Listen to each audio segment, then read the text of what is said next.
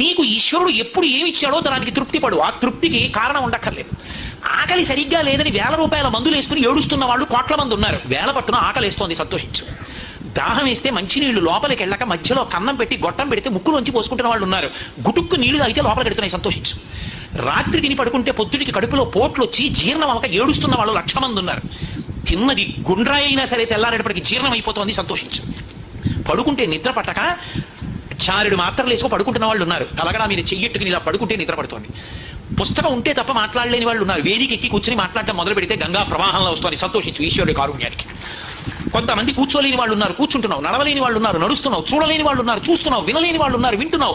ఈశ్వరుడు నీకు ఇచ్చిన దానికి ప్రతి క్షణం తృప్తితో ఓలలాడిపోవాలి. ఎన్ని మాటలు కృతజ్ఞత చెప్తావు. అది మానేసి ఎప్పుడు ఏదో పోయిన దాన్ని తలుచుకుని ఏడవడం కాదు, వచ్చేదాన్ని ఊహించుకుని అలా జరిగితే బాగుండని కడుపుమలు ఎగరేయడం కాదు. ఇప్పుడు ఇక్కడ నీకు ఈశ్వరుడు వర్తమానంలో ఏమిచ్చాడో దానితో తృప్తి